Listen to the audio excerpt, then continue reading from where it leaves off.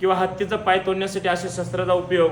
तोडलेल्या पायाचा हत्या आपण नंतर बघणार आहे. त्याआधी संभाजी महाराजांनी लिहिलेलं 21 फुटाचं हे शिवाजी महाराजांच्या काळातले पैसे म्हणजे त्यांचे नाणे आणि त्यासोबत जुने आकाशकंदील. हे आजच्या ब्लॉग मध्ये आपण सगळं बघणार आहे. सुरुवात करूया असल्या वाकड्या तिकडे तलवारीपासून. पहिला कशी युद्धात वापरत असते असल्या तलवारी काय माहिती. इथं ठेवलेल्या तलवारी कधी युद्धात चालले का नाही हे पण माहिती नाही. त्या अतरंगी तलवारीच नव्हते तर कुलप सुद्धा भरपूर अतरंगी होते. आता हे माशाचं कुलफ्याचा डोळा दाबल्याशिवाय ह्याचं लॉक उघडत नव्हतं. आम्हाला तर डोळा दाबून बी उघड नाही म्हणून त्याच्या आपल्या त्या माहिती सांगणाऱ्याकडे दिलं. म्हणलं तूच उघड बाबा, आमच्याकडनं मोडा बिडायच तुझी. आईला बारक्यापणीपासून लाकडं तोडताना एकच प्रकारची कुऱ्हाड बघितली, त्याच्यामुळे ही कुऱ्हाडी नवीनच वाटायची आम्हाला. त्यानंतर आले अळकीते. 2 अळकीते घेऊन जावं म्हणजे एक नानाला आणि एक सुका पाटलाला.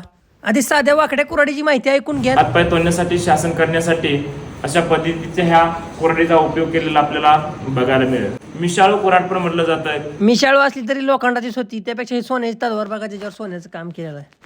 औरंगजेबाच्या काळातलं हे चांदीचं नाणं. लोकल ब्रँड इन लोकल डब्बा.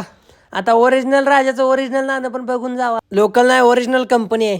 कंपनीचे ओनर आहेत छत्रपती शिवाजी महाराज आणि त्यांच्या काळातलं नाणं. ओरिजिनल राजाचं ओरिजिनल नाणं. तुम्हाला काय वाटतं शिवाजी महाराजांनी चांदीचं नाणं का बनवलं असेल? ज्यांना जरा जास्त माहिती त्यांनी जरा कमेंट मध्ये सांगा.